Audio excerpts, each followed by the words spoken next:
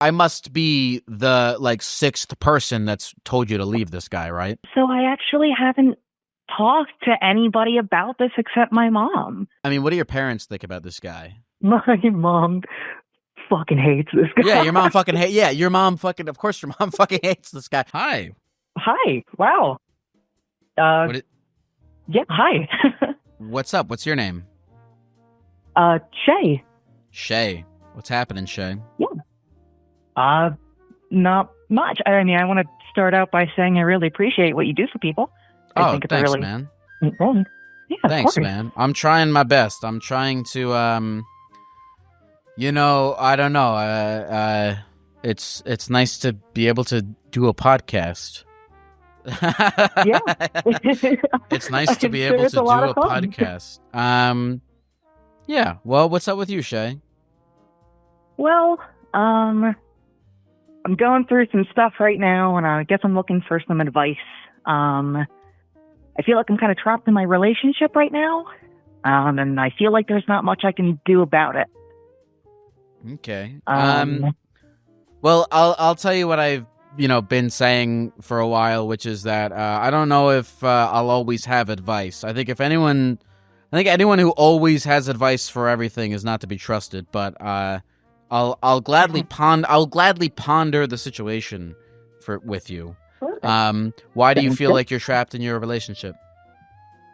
Well, him and I have been together for almost 2 years now, and about a year in, we had decided to move to a whole different state across the country to live with my parents so we could save up some money to get a house. Mm-hmm. But now that we are here, I'm kind of coming to realize that I feel like more of a parent than I do a partner. Ooh. And yeah, so like simple things like having to remind him to go to the doctor and to clean up after him and laundry and all this stuff that I feel like we should be doing together. And there's just kind of nothing. Even I have communicated this with him. I communicate everything that I feel, but it just doesn't get through. And now that we're all the way over here, I don't exactly have any plan if things were to end. If that makes sense. Yeah, okay, so let me get a few things straight here. So, well, when you say you don't have any plans if things were to end, do you work, or are you guys in a thing where like he works or neither of you works, or like what's the kind of like financial arrangement? When we moved, I wasn't able to transfer my job from here, but he was. So I have been consistently looking for work, but I am unemployed. I make some money online, but not much. Mm-hmm. So he's kind of ahead of financials right now. Okay. And you guys have been together for 2 years? Almost 2 years, yes. And when you attempt to communicate with him being like, hey, I thought we were going to do the laundry together. I thought we were going to clean up shit together. What does he say? Well, he says, I'm sorry. He says, my mom didn't teach me how to do these things. He says he'll get better. He maybe does one thing the following week, and then he thinks that, like, doing that singular thing has changed him so much, and he's so much better now. But then nothing else happens. Well, I have to remind him again. I have another question. Okay. Well, you said you feel trapped. Like, on a scale from 1 to 10, how badly do you actually want to make this work, right? Like, how badly do you want to make it work? I'm like at a solid 5. Oh, okay, so right in the middle. Even.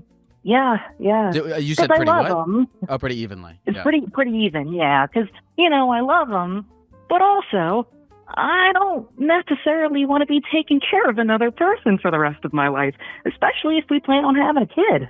Yeah. Well, also the fact that you even said The fact that you even framed this as I'm trapped, I don't know if that's just the way that you.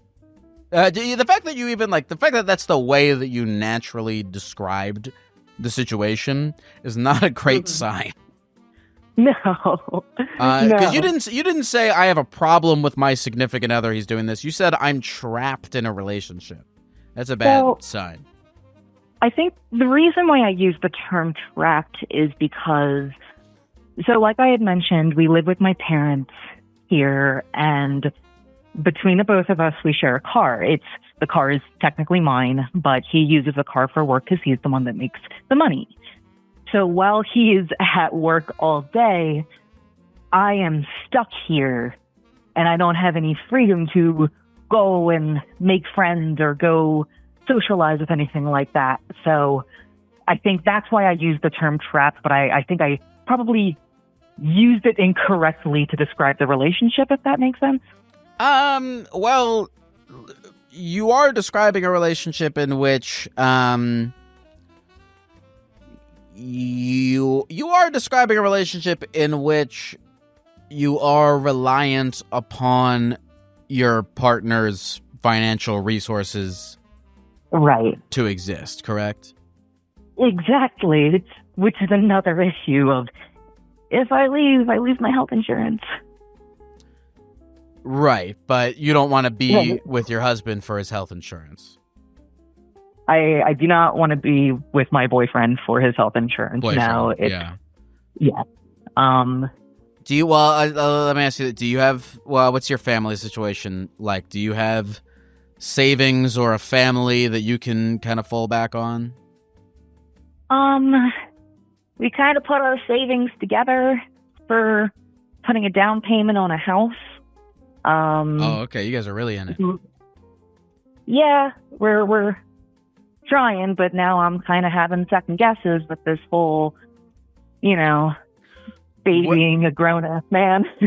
When you say that you put your savings, did you guys put a down payment on a house, or where are those savings? It is in a savings account that he recently just started putting things into again, because I recently found out that he wasn't putting his half of savings in that account. He wasn't putting his half of savings in that account? So we had made a deal that when we moved here, he would be putting a good chunk of every paycheck into that savings account. And we found out about 2 weeks ago, that he was not actually putting anything in there, and he was using that money to chip away at his own debt. Did you know he had debt when you guys intertwined your finances? I was aware of student loans, but I wasn't aware of, he took out, I don't know, I think it's called a predatory loan or something. And I wasn't aware of how urgently that was to be paid back. Okay. So it's a lot, I know. yeah, that's a few things is, the concept of I think all of this is this is just my opinion. I've been talking to you for 9 minutes, but you have said that you love your husband, but it does feel like a lot of the drivers of this relationship are purely obligation. They're less about love. They're less about, some kind of spiritual commitment. They're less about, working as a team, or less about, having a life that's better together than apart, and more about obligation. Is that accurate when you look at your gut? There's definitely a portion that feels like that, It feels like there's less time investing in affection and romance and just the typical things in a relationship, and more so on, like you said, obligation. So do you want to? I mean, the babying him and the specifics of the laundry and whatnot. I mean, do you want to be with this guy? I don't know. Like, you have that hope in you that people will change the better for their own mental health, but they don't. I know that they don't. I know. But I'm so deep in this. Yeah. I know. It's about talk about it that way. I know. You hope that people change, and sometimes they do. By the way, sometimes they do. I know I said they don't, but sometimes I know I said they don't. Sometimes they do. But I absolutely believe that people change, and I absolutely believe that people evolve, and I believe that relationships evolve. But they have to want to. They have to want to, and you also don't want to be sitting there with your asshole out, waiting for the change to happen. Right. So, is there any paperwork between you guys on all this financial shit, or it's all just hanging out? No, it's all just hanging out. Do you have access to this savings account that has your money in it? I do. Okay. And, okay, so you have access to... Okay, so it's a joint account under both your guys' name. Mm-hmm. And you guys aren't even married? No, we are not married. Oh, okay. So your assets are not really intertwined, right? It's all just cash. No, the financials are not the main thing in jeopardy. They are a big factor into things, but it's more like I feel like I'm losing my mind in this whole relationship, and I'm not sure what my next step is. Well, you're looking for a job. Right? Mm-hmm. I am. Well, because I guess the next step is if you... Well, there's a few next steps. I mean, one is... There's two paths you can go down. One path is to decide that you want to make it work. I mean, 2 years? 2 years. 2 years. 2 years ain't that many years. My parents were together. Go ahead. No, sorry. I was just going to say, for me, 2 years is a bit. I want to say this is probably my second longest relationship. I'm 26. You said you're 26? Yes. You're 26? Yes, I'm 20. Really? How old did you think I was? I swear I thought you were 49 years old. What? Yeah, I thought you were 49. Do I sound like a 4-year-old? You're 26 years old? Yes. Oh my God, leave. Oh my God, leave. Oh my God, leave. Oh my God, leave. Leave. I thought you were 49 and you were look, it's either this guy or I'm getting cats. No, you're, leave. Please leave. Oh my God. Oh my God, please leave. Jesus Christ. 26 years old. Let me tell you something. What's your name again? Starts with an S. Shay, my parents were together for 11 years before they got divorced. And I think they got divorced when they were... My mom and my dad got divorced when they were in their, late 40s. Mid to late 40s. Okay. And now they're both remarried to people that they're much happier with. They were together 11 years. And they were in their they were together, imagine that. 11 years in their late 40s. You guys have been together for 2 and you're 26? Yes. Oh my God. No, you're not trapped in this at all. Holy shit. And you're not even, there's no, and you have access to the bank account. And you're not married. Correct. Oh my God, you should. I don't usually give a lot of strong opinions on here, but you should totally leave for sure. How old is this guy? Okay. 24, 25 next month. He's 25. Uh-huh. Of course, he'll be fine. You'll both be so fine. He's 25. That's nothing. because here's what happens, right? Is you leave this guy, and then he learns. Maybe if he's lucky. Here's the thing: if he's not a total dumbass, he'll learn, right? And he'll be like, okay, next time I get into a relationship with someone, I'm gonna have my shit together. I'm gonna make sure that when they tell me these things, he'll be sad for a while, but he'll be fine. Both of you will be fucking fine with this. Oh my god, I can't believe you're I thought you were at least like. Can I ask why you thought I was that old? I don't know. Is it my voice?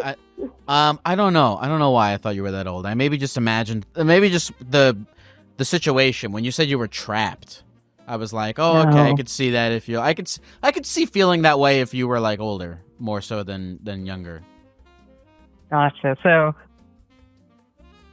maybe I had just been viewing this a much bigger situation than it actually was. Well, no, not that. I mean, look, everything's big in relativity, right? So it's big to you. Okay. This is your first, like, you haven't had a relationship that's lasted this long. 2 years feels like a lot, so it's big to you, and that's a valid thing. But no, you're not trapped yet. You could be so much more trapped. You could be so much more trapped. You have no idea. You're so not trapped. It's amazing. All right. Here's the thing, right? Is and whatever. Again, I've only known you for 17 minutes, but the fact that you're talking about these are important life decisions, and you have a lot of time to make them. And I think that one of the important life decisions, I think that who you're going to be committed to, it's an important life decision. And I'm still young too, and so I'm figuring all this shit out. But these are important life decisions, and these are decisions that you should feel really confident and strong about. So if you're in a relationship that you feel obligated to, or that you feel obligated to or trapped in, I mean, that's such a strong way to talk about this thing that's supposed to be a big part of your life. And and also, like, you seem like you haven't really had much of an opportunity to, like, develop yourself, right? I mean, you are taking your like, your money is now your guys' money. Like, you sound like you don't have, like, money of your own that's yours. Like, you don't have a job of your own that's yours. Like, you don't have to do that. Like, this isn't like the fucking fucking 20s or whatever. You don't have to do that. Like, you can develop your own shit. You don't need to do a guy's laundry to survive on your own. And I was totally beforehand. I had, my own self-established. I had my job and my car and doing whatever whatever made me happy, and not cleaning up after another person. It's, if I could do that once, I can definitely do that again. Oh, you can 100% do that again. I can't believe I thought you were like 59 years old, and this was like your last chance. No, oh my god. No. Here's what I would do is like, you should, if I were you, I would take a break and be like, I gotta get myself right. I need my money. I need my car. I need my health insurance. I need my job. I need my life. And then once you have your own life together, be really, really, really careful. Maybe this guy learns his lesson and he gets back to himself. And maybe after you guys are separated for a little bit, and you're like, okay, I'll give it another chance. But if we're going back into this, we're going in. I got my own shit. You got your own shit, and we're gonna slowly, weave our lives together a little bit. But we're gonna do it. We're gonna do it really carefully, and we're gonna do it really intentionally, and we're gonna make sure that neither of us feels like we're getting shifted. Because you're feeling like you're getting shifted. Your husband's out there with the car, and you're feeling like you're shifted. You don't have your own shit. You don't have your own life. You have to ask for permission from this other fucking guy who, he's not supposed to be the guardian of your assets. He's supposed to be your partner, Right. And so you got to do it again, and you're so unbelievably not trapped. It's honestly, I mean, everything's relative, so it's big to you because this is the longest thing you've been in, so it's relative. But Sure. You're not trapped at all. You have the complete freedom, obligation, opportunity to be like, hey, I think I made a little, and this is life is just error correction, so it's okay. There's nothing shameful in being like, you know what, I made a bit of a misstep going too hard in this, too fast. Let me retract a little bit. Do you have parents you can move back in with? That's where we're living. We're living with my parents right now. Oh, wait. Hold on. I'm sorry. I'm an idiot. I thought you guys were living with his parents. Yeah. I thought you guys were living with his parents. No. Never. No. No. We're staying with my parents. Oh, you guys are living... I'm an idiot. Oh, my God. You guys are living with your parents. Yes. Yeah. Who the fuck is this guy? Well, there's... This was a solid plan beforehand. My parents weren't going to have us pay rent here for 6 months. And that was with how much he makes and how much I was hypothetically going to make. We were going to put a down payment on a house here. So, like, everybody was cool with this. It was fine. And, like, he was okay with this. But now it's just kind of, going down the shitter. What do your parents think about this guy? My mom fucking hates this guy. Yeah, your mom fucking of course your mom fucking hates this guy. By the way, I want to say this because I think you do love this guy. I think it's for 100,000 you can totally love. I don't think this guy is a piece of shit. I just think no. I don't think he's a piece of shit. Stupid. You can totally love someone, and you really deeply love someone, and have a deep connection with them, and be incompatible logistically in life. That's a thing. It's totally a thing. And this guy's 24. Yeah, 25 next month. Okay, let him be a dumbass. Let him be a dumbass, and he's gonna be fine. Yeah, of course, it makes total sense that your mom hates this guy. But the idea of like, I'm gonna stay at home with first of all, living at home with your parents, saving up money. If you're privileged enough to be able to do that, it's a life hack. It's a great idea. It's an amazing opportunity. It's an amazing opportunity. You should totally take it. You're looking for jobs, right? Yes, I am relentlessly looking for a job.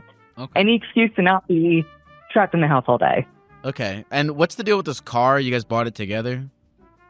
It's my car. It's your car. Yes. He was leasing a car before we moved, and we weren't able to take both cars. And because I own my car, that is the one that we use. That's like the only one we have. So he uses my car to go to his job. Why doesn't he buy his own car?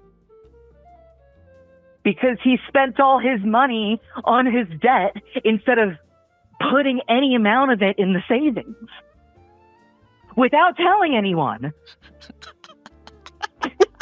Do you get why I'm losing my mind here? Dude, you gotta I try really hard to remain agnostic on this show, but you gotta leave this guy. You gotta kick this guy out of your parents' house. What's his parents' house? Does he have a good relationship with his parents?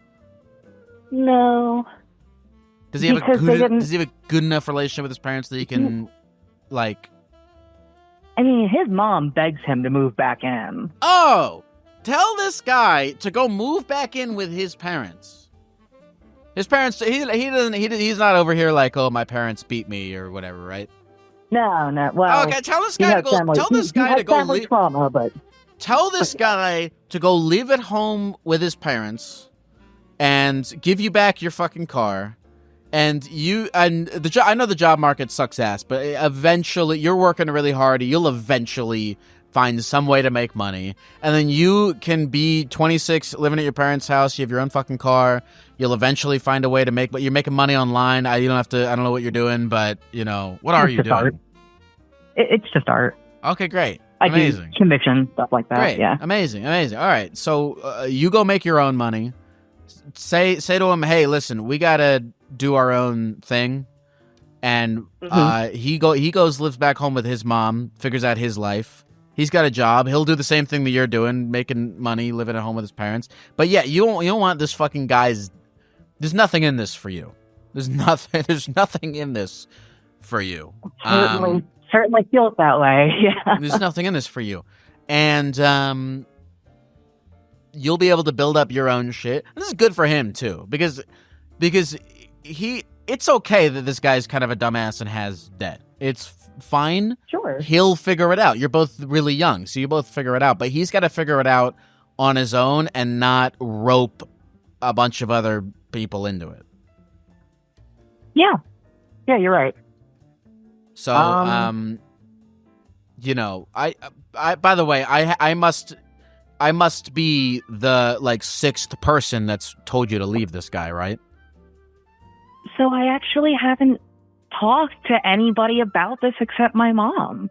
I felt like I needed some kind of different outside perspective from someone that wasn't, a friend that has heard me bitch about this person before. So I really like your show. I like the word you have. So I figured, why not? And I figured you were going to say what you said. Right? Yeah, of course. Yeah, of course you did. Of course you did. Because it's, you know what? You know why I think you figured that I was going to say what you is because you already know all this, and the problem is nothing logistic, right? The problem isn't. This is not a knowledge-based problem. This isn't a problem where we don't have all of the information. This is a very emotional problem. Right. It's not that we don't. It's not, in your heart everything I already said before I even said it to you, and you already know all this stuff in your gut. The problem is not, I don't know what decision to make. You already know what decision to make. The problem is the emotional quotient of having to make that decision, and that's really hard because there's so much time put into something like this, and then when you end it, it feels like it's all thrown away. There's not actually that much time put into this. There's not actually that much time. But it feels like a lot of time it feels like a lot of time to you.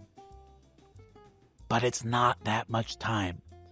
A, it's not that much time, and B, please remember, life is error correction. So the making of the errors, the quote-unquote wasting of the time was all part of the process of being a living human navigating the world. So, it wasn't wasted time. Okay. I've already taken up about 30 minutes of your time. That's okay. But I do want to say thank you for your words. And once again, I really do appreciate what you do for other people. I think you're a cool person. Thanks, man. And yeah. I'm sorry, I've asked you 10 times, but what's your name one more time? It starts with an S. Sarah? Shay. Yeah. Shay, give us a call back. Let me know what happens. I'm curious. Absolutely. Thank you so much for your time. All right. Good luck, Shay. Thank you. Bye. That was so funny when she was like, my mom hates this guy. I'm like, of course your mom hates this guy. Again, I don't think this is a bad guy. I don't think he's a piece of shit. I just think, he just doesn't have his shit together. And you just gotta get your shit together. Without, especially if his mom is begging him to come back home, I was really bummed out by that call because I thought that caller was 67 years old, and this was like her last shot at a relationship or whatever. But I hope she gives herself the space for them both to independently get their shit together. And that I wish I'd heard more about her mom's perspective on the situation, but yeah, thanks for calling, Shay. Hello? Hello? Hi, what's your name? My name is Jessica. Jessica, what's up? How's life? Life is the most amazing ever. I'm so blessed and so happy and full of joy. How are you? Why? You sound like strawberry shortcake or something. Why are you why is so good?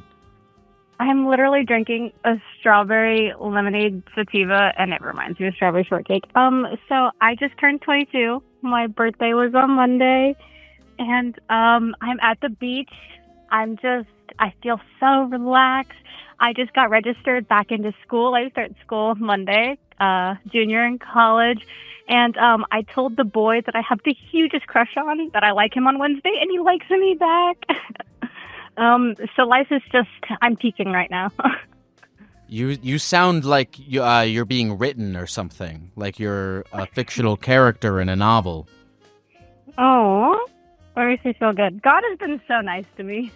And I went fishing today for the first time in 5 years. Dude, I caught 12 fish. It's wow. Awesome. Okay. Yeah. That's a lot. This is so much.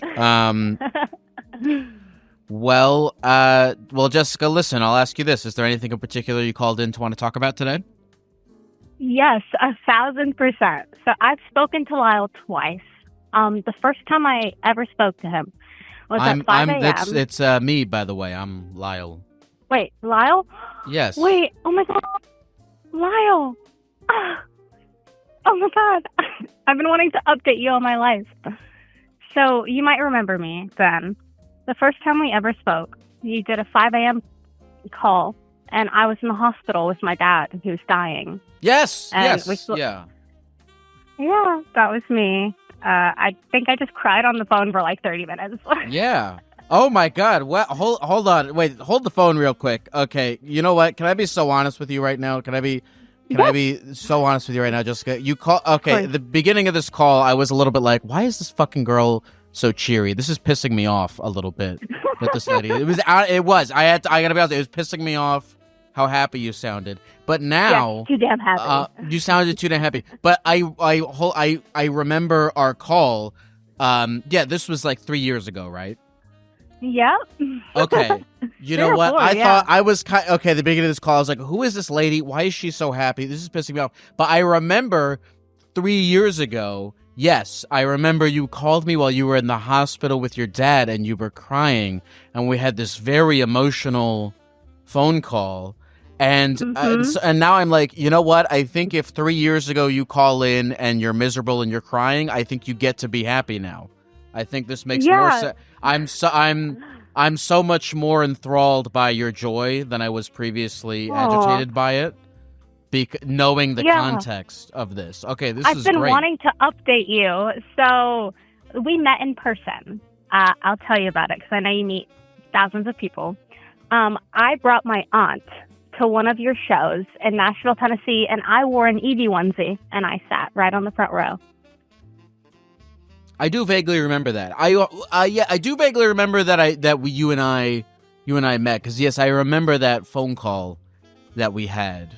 Yeah, it was very touching. Yeah, I was going through a lot. I was really sad, and I went through a really hard time in my life. I love opening up and being raw on the phone because, you know, what is this talk show for? So right after that, I got into this like really toxic relationship. It was super abusive. I tried to kill myself, and life was just not going great, right? As life does sometimes. And I ended up getting saved, and I mean, Jesus just pulled me out, and God started revealing himself to me, and he completely turned my life around, saved me. I ended up sending that silly little abusive ex to jail on domestic violence, and he restored the relationship with my father. First of all, he let him live, which was amazing. I'm so thankful. Oh, your dad's okay. I got reconnected. Yeah, my dad's wonderful. alive. Oh, cool. Good. Yeah, that was a rough time. And for the last year now, I've been trying to call in to talk to you because my life has just changed so much for the better. And it's been amazing.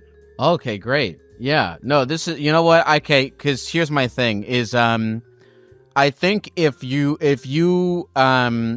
are just, I think, you know, when you meet people and they're happy just like by default, they're like, everything's amazing. Of course it is. It's like I think those people are completely insane. And I think for a second I thought maybe you were one of those people, but you're the kind of happy person I love who is like, oh no, I've seen horrible things and I understand them and I'm happy despite them. I'm like, that's a great happy person.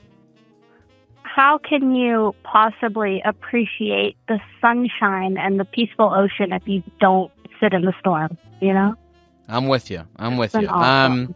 No, I'm so happy to hear that you're doing better. So, okay, I'm trying to remember a little bit about our call. Tell me if this is correct, but I remember that, okay, I might be confusing this with other things, so tell me if this is correct, but okay. I remember you had a bit of a not troubled necessarily, but a difficult relationship with your dad. Is that accurate? Yes, that was accurate. And all of your siblings were kind of like leaving him behind, and you were the only one who was at the hospital with him, and your siblings weren't there. So right? I'm the youngest. My dad has like 6 kids that he knows of. My dad was very busy in his youth, so none of us have the same mom. I have been talking to my sister over the phone for the last 3 years, and my dad doesn't know. And so he's usually really aggressive about it. But me and my sister, we talk usually at least once a month. She's 4 years older than me. She was living in San Diego for a while, and then she moved to Washington. And I almost got to meet her because I've been working for this nonprofit, and I get to travel for my job. And then the week that I went up there for work, she ended up moving to Jacksonville, Florida, which is where she was born. But she just despises my dad, even though she hasn't met him, but it's from all the things that her mom told her about him. So none of my siblings are very fond of him.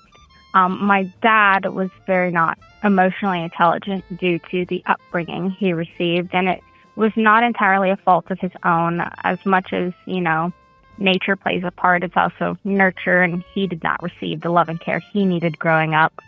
So as I've gotten older, you know, I'm celebrating my 22nd birthday, I've really gotten to teach my dad a lot how to communicate and understand and process his emotions and feelings and be able to talk to me. And it's really improved our relationship. I mean, it's like we're friends now, and it's super awesome. That's amazing. How are things going with your siblings? So it was crazy. My brother and I have never been super close, which is kind of my mom's fault, because my mom, she's an illegal immigrant. And when my brother was 7 was when she had to make the choice to come to America by herself or, you know, stay with him. And so she came here and left him behind. She got here, she had me. And my brother ended up being raised by my aunt and not my mom. And so when he finally got here when he was 18, right, so like 11 years later, and he meets me, I don't want to say he despised me, but I could tell he was upset because he felt like my mom favored me. But the last year, we have been kind of rekindling, getting to know each other. And I say getting to know each other because his first language is Spanish and mine is English. So, you know, there's a little bit of a communication barrier, but this is the first year ever my brother's got me a birthday present. Oh. Yeah, it was so crazy. I love writing poetry and I like writing short stories, and I journal very often. which I shared with him. And so he got me a quill and ink with like different calligraphy tips. Yeah, it was super cool. And I was like, oh my gosh, this was like really thoughtful. I can't believe he did this. He's never gotten me anything before. So that was awesome. It sounds like your whole family dynamic is like on the upwards. Yeah, everything has completely changed. Like when I called you at the time, like my dad was dying. My mom wasn't talking to me because she was going through like a messy thing. Her husband cheated on her. She moved to Mexico, wasn't talking to me. Like I wasn't really talking to my siblings. My dad was upset that I reached out to my sister because he was like, if she doesn't like me, why are you talking to her? And blah, blah, blah, blah. But God has really worked some magical wonders in my life, and it has been so beautiful to watch unfold because I sat in that waiting for so long. Like growing up was the hardest thing that I ever did. And being on the other side now, like I'm still a kid. I'm still every age that I was before until this moment. Well, you just turned 22. You have so much life ahead of you still. Yeah. It just hits different. Walking with the Lord hits different. Well, excellent. I'm so happy to hear that. And yeah, I do remember the Eevee onesie. Do you remember that random girl in the Eevee onesie? Well, that was at Zany's, right? Yeah, that was at Zany's. Yeah. Wait, did you hold on, actually I was trying to did you mention that I met you on this phone call that we're having right now? Did you mention that we met in Nashville? Yeah, we met in Nashville. Oh, okay. All right. I was trying to see if I pulled that from my own memory. Because again, no, I didn't mention that.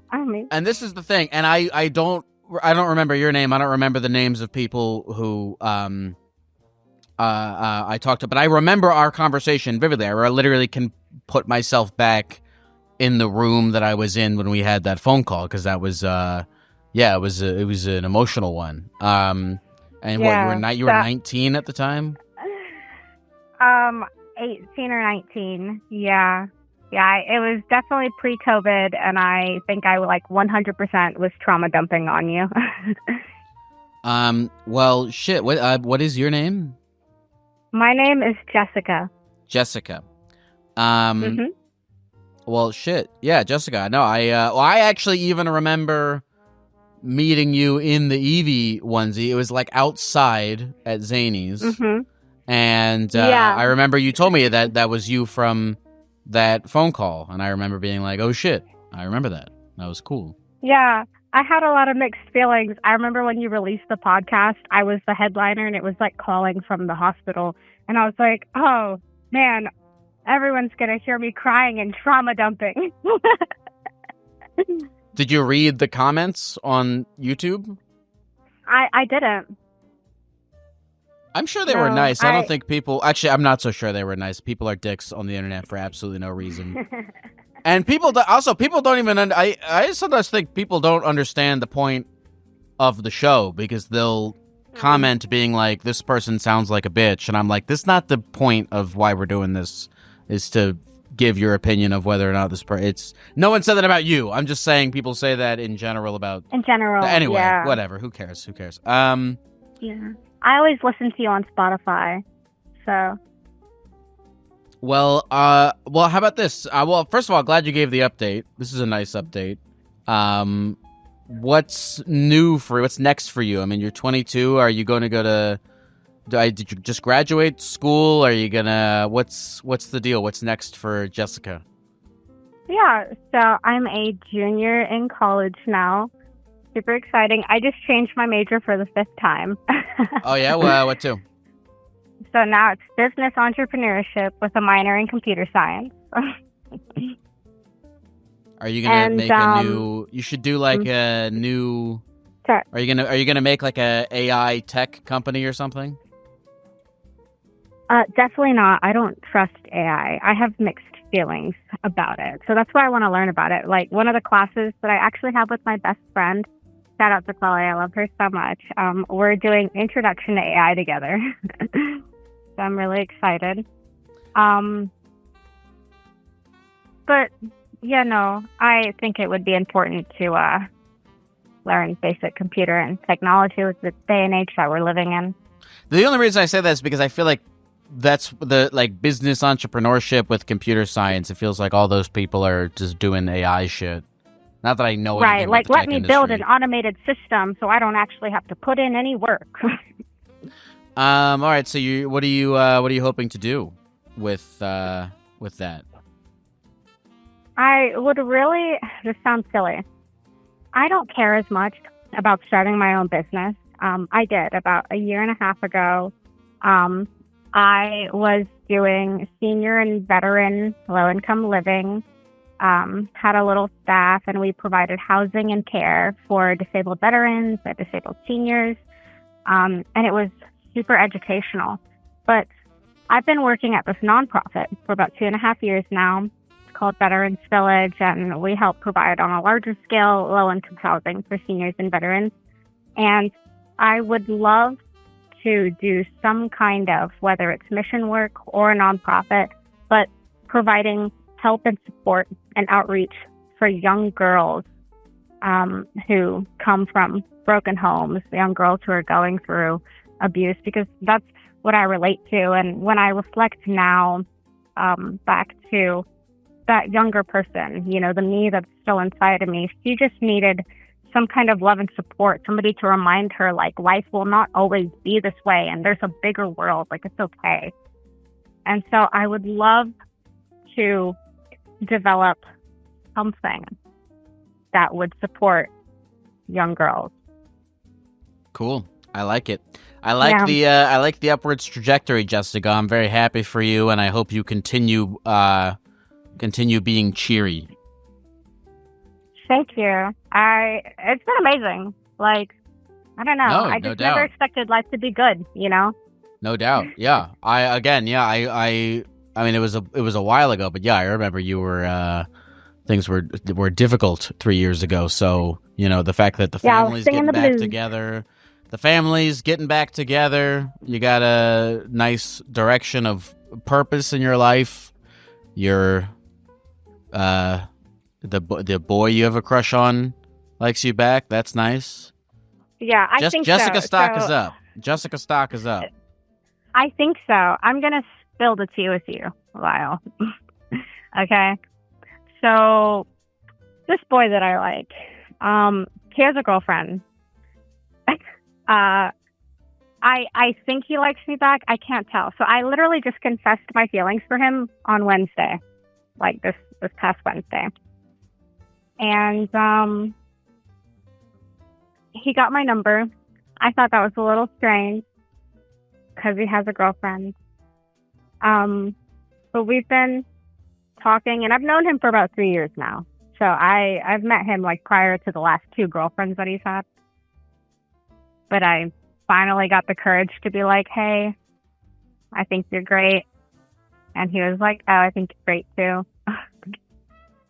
So I've been excited about that the last couple of days, but I don't know. I've been trying to pray about it. It's been a lot. Well, I hope God delivers whatever the right thing in that situation is. Me too, man. Jessica, is there anything else you want to say to the people of the computer before we go? People of the computer, it always gets better, even if it sucks right now. There's always a light, and it's not just at the end of the tunnel. It is right there with you. I'm so glad I could talk to you again, Lyle. Thank you, Jessica. You have a good one. You too. That was cool. Yeah, I totally remember that phone call. I think, yeah, the episode was I'm calling from the hospital. And she was calling from the hospital, yeah, with her dad who was dying. And it's good to hear that he's okay. It's good to hear that. No, again, when she first picked up the phone call, I was like, who the fuck is this lady? You know, being so cheery. It pissed me off. It really did, and I don't feel good. And people are gonna be like, "Oh, you know, Lyle, I thought that was wholesome. Why is that pissing you off?" And I don't control that it pisses me off, but it did, And I'm not gonna lie and say it didn't, but it did. But then once I found out who she was and remembered the backstory, I was like, oh, okay, this is actually awesome that this person is feeling cheery. I was happy. And that's a microcosm, because here's the thing. Even, let's say that person got on the phone and was like, you know, talking like, you know, a fucking Alice in Wonderland or whatever. And I didn't know who she was. And I was just pissed off naturally at how cheery she was. Maybe if I had, you know, that was a preconceived judgment that I made. That probably happens to me in real life. I'll meet someone and I'm like, who the fuck is this person talking like this? And then, but I don't know. Maybe they went through some fucked up shit. And now they're cheery, and now that's exciting for them. And I'm being an asshole, you know?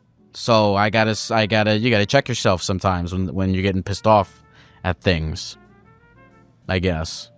Hello? Hey, what's up? Hey, how you doing today? I'm doing good. What's your name? This is Crystal. I talked to you about, I don't know, 4 to 8 weeks ago, maybe.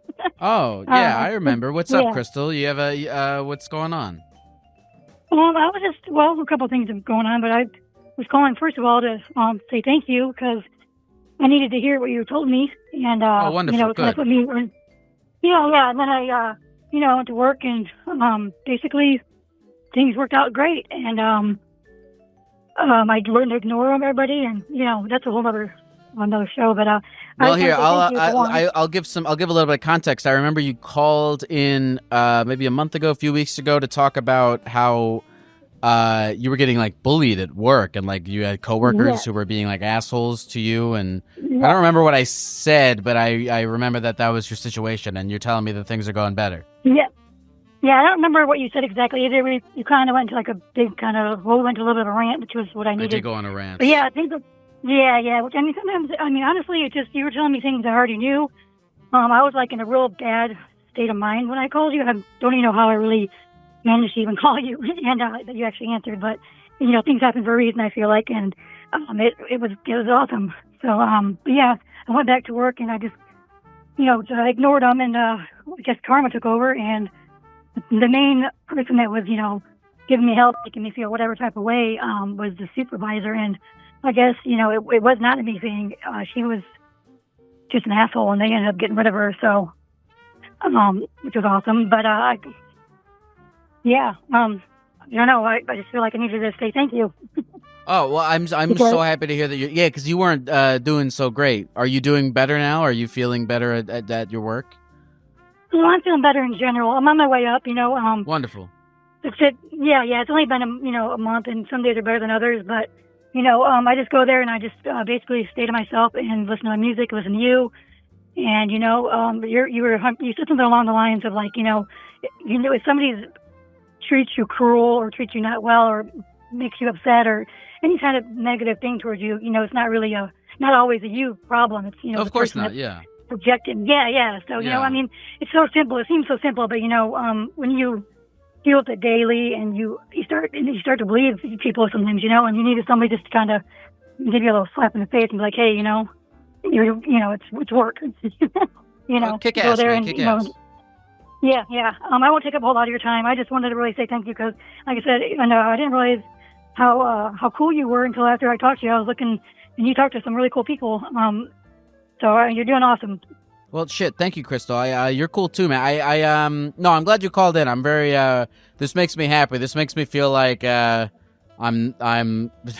This is good. I'm happy that that was a helpful phone call for you. This makes me feel like I'm not just wasting your time. Wasting. Not wasting my time, but right. I don't know, ranting aimlessly into a stick alone in my room. I'm happy to hear that phone call had a positive effect on you. I sincerely am, Crystal, and you know, also very happy just in general. Also, just very happy in general to hear that you're doing better. So thank you very much for calling back. Yeah, no problem. So I wanted, before you get off here, I wanted to say, hit me. I like your choice of outfit today. Your the get from the head up type of situation. I think it's yes. Yes, for the awesome.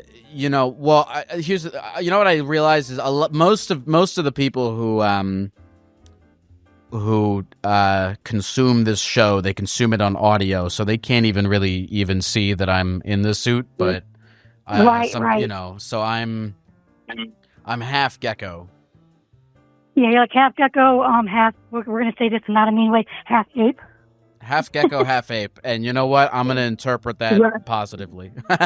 Yeah, well, yeah, definitely. I would never say anything mean. I mean, I you know, don't think you would. I don't think you would. Crystal, thanks for calling, man. Is there anything else you want to say to the people of the computer before we go? No, just, I mean, be nice to your fellow people. You know, you never know what somebody's going through. Beautiful. Yo, thank you, Crystal. Good luck. Yeah, you as well. Have a good day. Bye-bye. Bye-bye. Did I just say yo? I think I just said yo.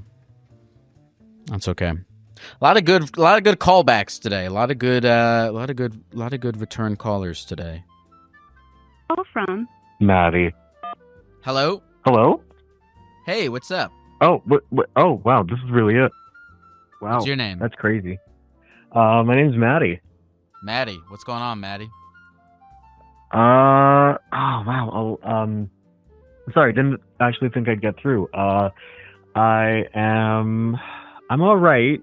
I've got a bit of, well, I guess everyone does this, but I've got a bit of dumping to do if I can borrow your ears for a few minutes.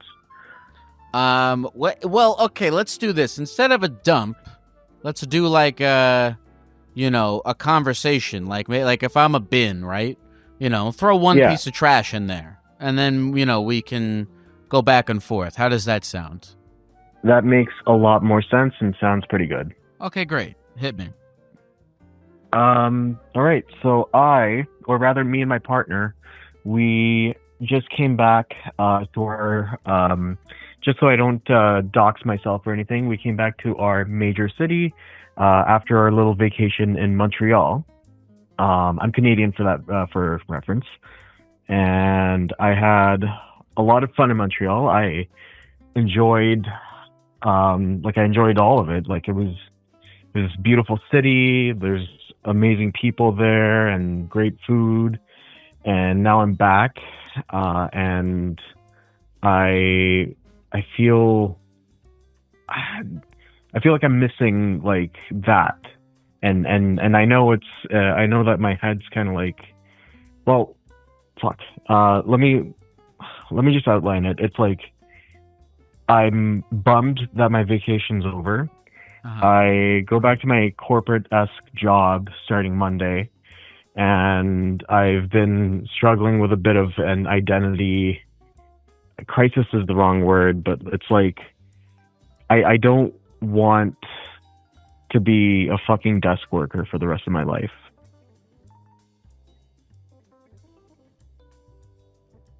Okay. Are you still there? Yeah, no, it's still here. Okay. What's your name again? Maddie. Maddie. How old are you, Maddie? I am 26.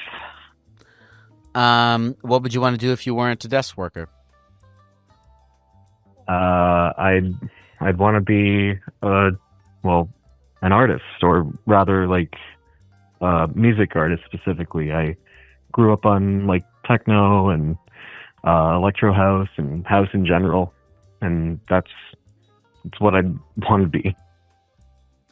Life is a very complicated push and pull between the things you have to do to ensure that you don't die and the things you want to do to ensure that when you look back on your life, you're proud of it. And there's a lot of things that go into those two things. I think one of them is ensuring that your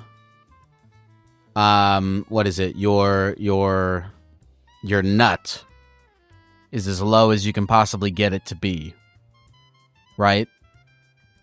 And then there's, if you do have a corporate desk job, how much of it are you saving versus spending? And I mean that's it. I mean, a lot of this stuff is just financial planning, I think. So you live in a major city, right? Yeah. What, Toronto? Yeah. Okay. No one's gonna find you based on the fact that you are a man who lives in Toronto. Yeah, you're not wrong. Everything's fine. Everything's gonna be fine. Why do you live in Toronto? Do you want to hear my whole story then? Are we okay with that? Sure. Wait. Go ahead. Yeah. So I emigrated to Canada from India at a young age. Mm-hmm. And basically we were actually planning on settling in Montreal. Couldn't do that because there was just issues because I was like a teenager at the time, and my schooling would have been kind of messed up because I would have had to not go to school for like a year and a half while I learned French. So my parents were like, all right, well, we want you to like be on track with people your age, so we're just going to go to Toronto instead. It's a bit more of like a multicultural hub, and you know, there's people from like our family that's there versus no one in Montreal, right? And it's been where I've grown up for at least for the second half of my youth. It's where I met my partner. We both live in the city and have 2 amazing little cats. And currently, at least for the next, for the next 3 years, I also do need to stay within, I need to be able to go to, or be in sort of like traveling distance, or I need to be able to go to a hospital because I'm still in remission from my cancer that I had a couple years back, and I'm still in full remission. I'm set to make a full recovery. My doctor has told me that you are more likely to die from obesity-related health issues than you are from cancer, which is a good sign. But I still do need to hit my 5-year mark before I'm considered quote-unquote cured. Okay. Okay.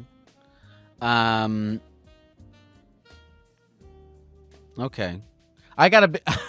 What's your name again, man? Maddie. Listen, Maddie, here's the thing. We can talk... Listen, Maddie, here's the thing.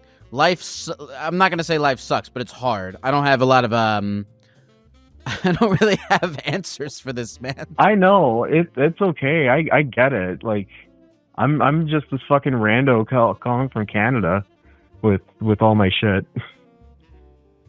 Okay.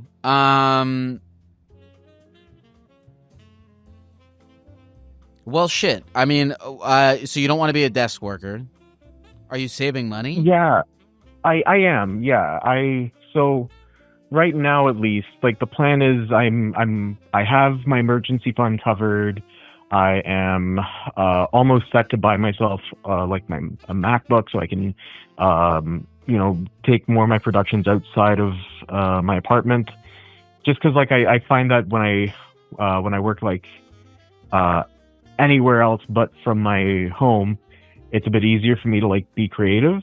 There's that, and then I also kind of like through the past year I've been sort of setting this expectation on myself of I'm going to put out some sort of project, whether it's an EP or even a single, and the main goal with that is like I will book a show, I will do all of these things so that at least, in a year's time, in a couple years' time, if I'm still at my desk job, if this does not take me anywhere, I can at least still kind of look back at the work I put in and the effort that I put in and say, you know what?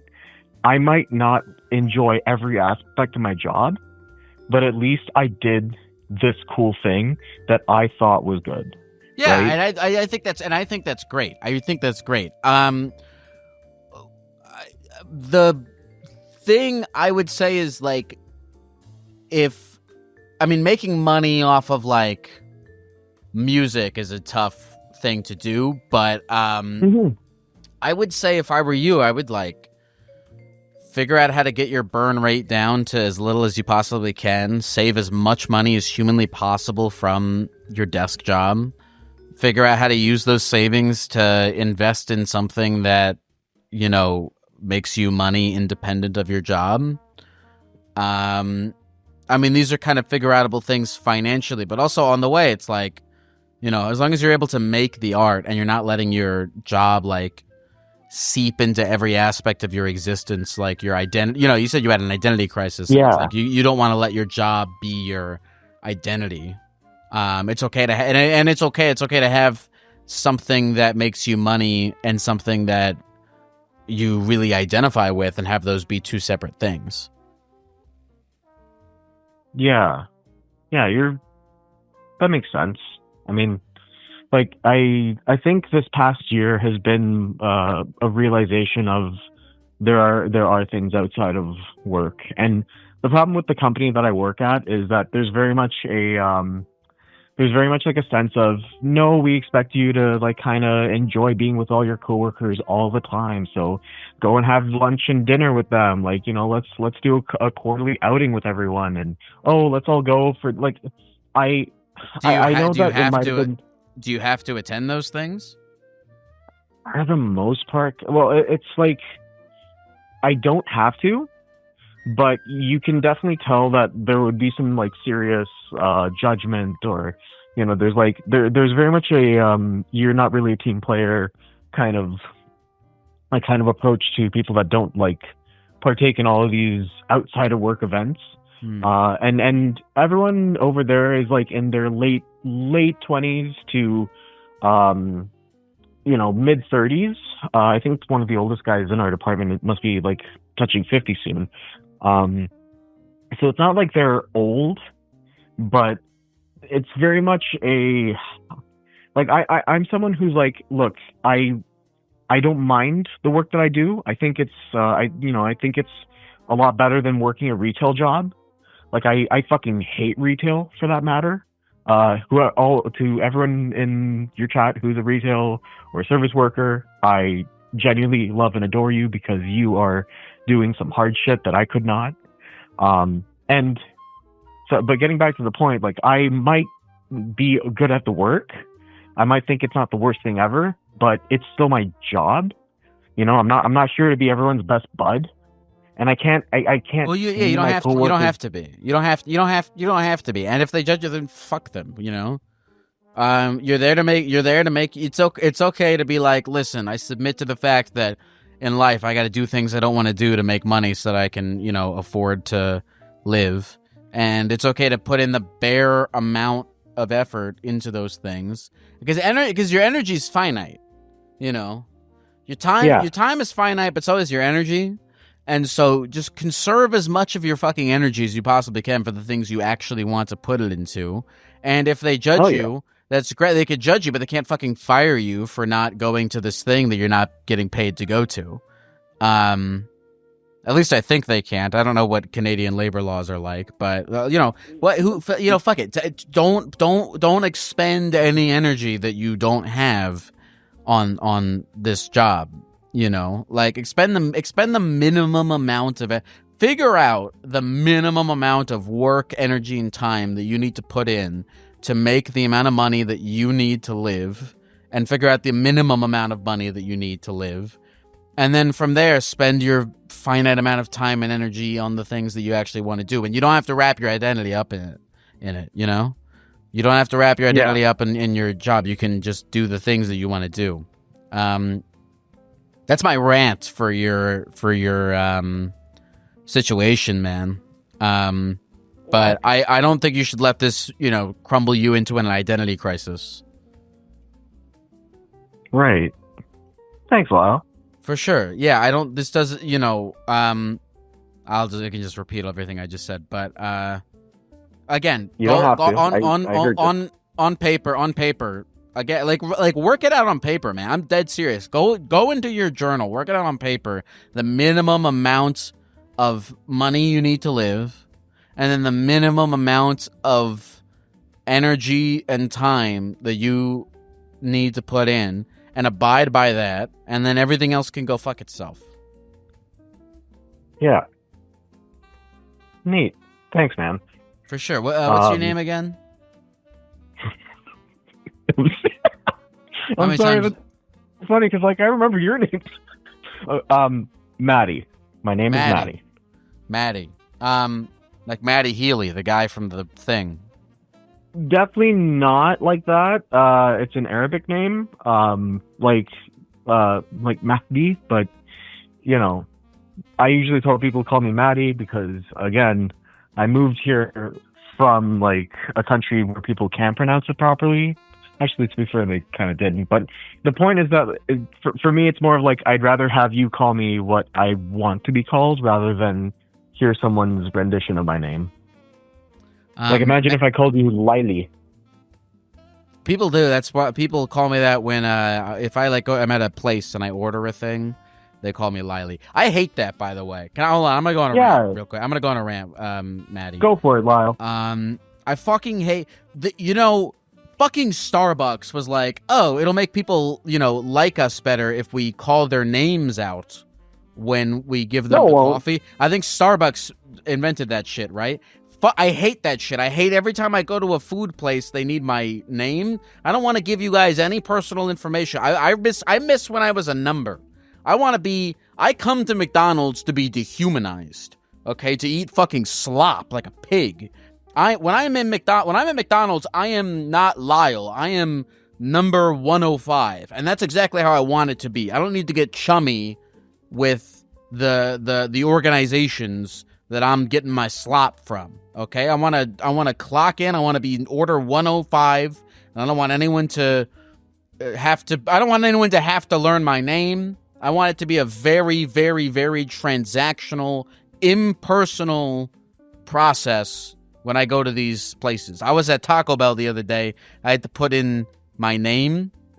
I don't want to do that. I want them to call me Order 578. I don't want them to be like Order for Lil. I just want, it could be a purely transactional, disgusting alleyway endeavor. Picking up. I'm sorry, Lyle. I need to interject here. So then, you said you want this to be purely transactional, so you're okay being called a number. So why not have your order called out by what it is? Like, for example, I always get a flat white when I go and get coffee. Why not like, oh, I've got a flat white, and that's it. I don't know. The whole any rant that I go on is not meant to be questioned. That's how rants are. Right? Like, if someone's ranting and then, like, if you're ranting and then someone says, oh, but what about this? Then you go, well, okay, you're probably right. But the whole point of a rant is that it's an uninterrupted thing where, nobody questions you about it. So, sorry, this is really stupid. No, that's fair. My apologies, man. Sorry. I don't know what I'm doing anymore. Maddie, it was nice to talk to you, man. I hope you do you have any music out? I don't, but tell you what, let's do this. In about 6 months' time from now, I'll try to call back and let you know if I have any music out. Okay, cool. That sounds good. Well, good luck, Maddie. Right. I hope you get your work done. Here's, by the way, just one more thing, and this is how I'm actually. And by the way, this is actually how I'm feeling about a lot of things in my life lately. As I'm kind of like shifting around the kind of work that I do. Doing the work that you're happy with is all that matters. So as long as you're making the music you want to make and you're doing the work that you're happy with, that's what matters the most. So I hope that that's what you end up doing. Thank you for calling, Maddie. I'll see you around the universe. Thank you. Cheers. Take care, man. Later. What did he say? He said, why don't you have them call it out by the... Well, you can't really have them call it out by anything. They have their own processes. But that's the best part of ranting on a podcast, is no one questions you. That's how people get away with saying stupid things that aren't true on podcasts all the time, is they don't have somebody going like, well, what about this? The whole point is it's just a stupid rant. Sorry. I'm sorry. Okay. Therapy Gecko's on the line, taking your phone calls every night. Therapy Gecko's doing it right, teaching you how to live your life. he's not really an expert.